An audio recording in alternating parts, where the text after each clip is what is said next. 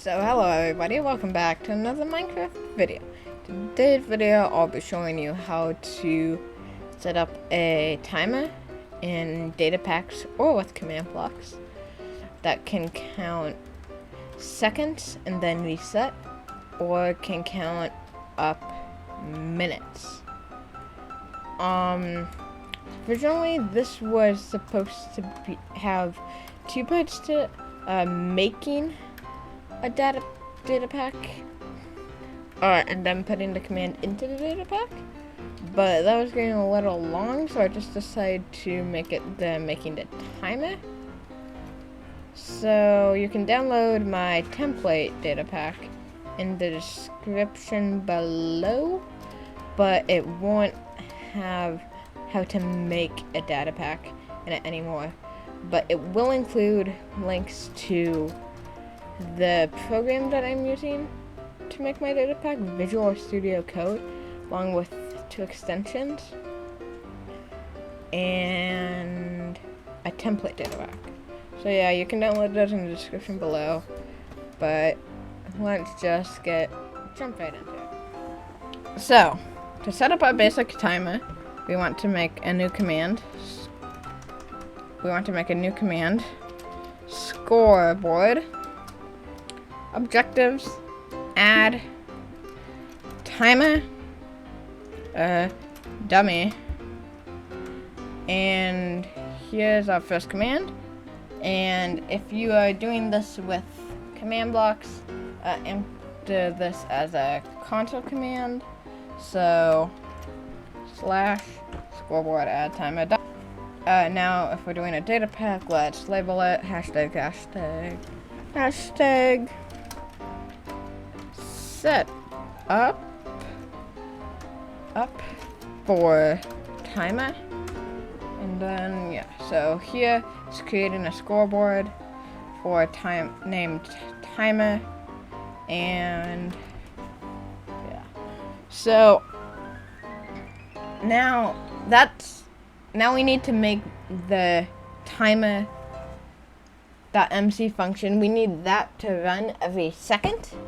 And so it's a little different here between in the game with command blocks and in data packs. So with data packs, we're going to schedule function. And then it's going to be timer. And then timer. So it's going to redirect to that file right there. So right now it's going to this file, timer, and now we need to tell it how long. So my timer is gonna go up in a value every second, so we're going to do 1s.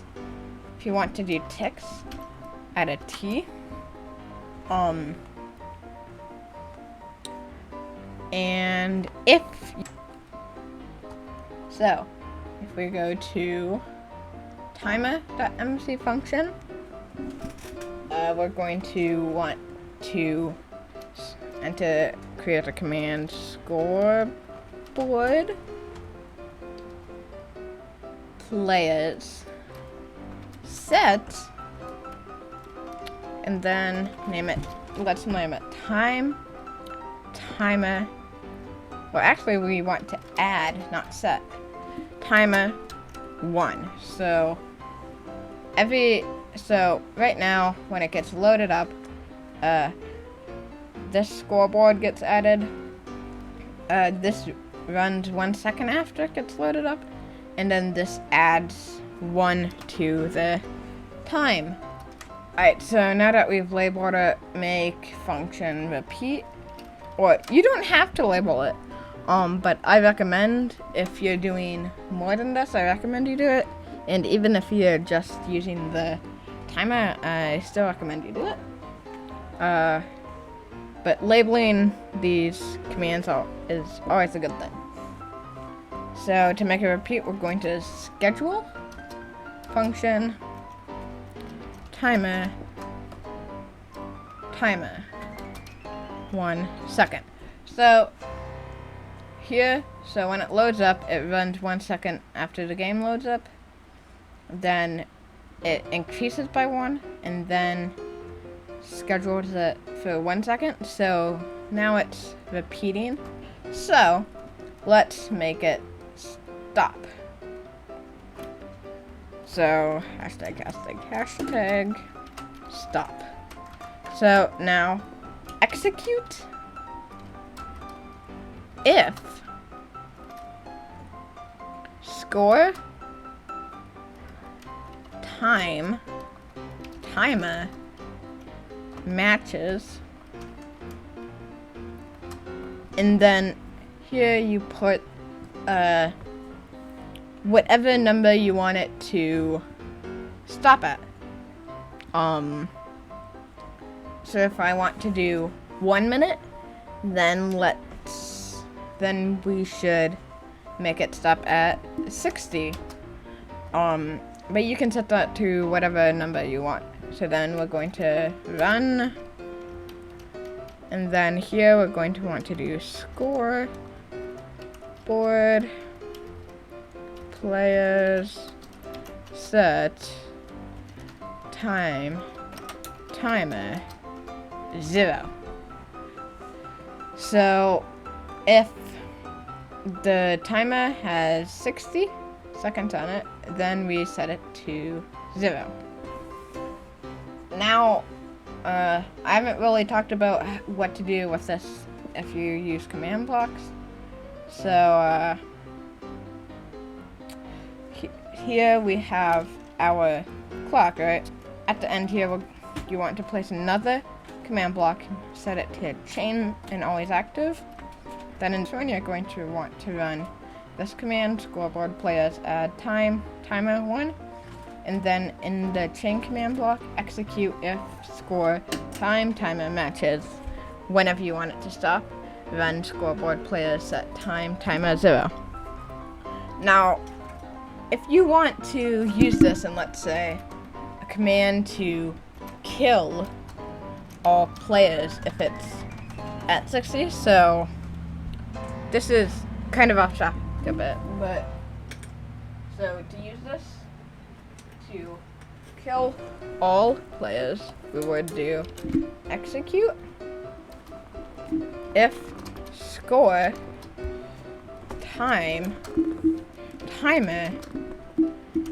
matches, and then say 59, because right here this will never have a chance to execute unless we put it up first. So let's put it up there so that we can set this to 60.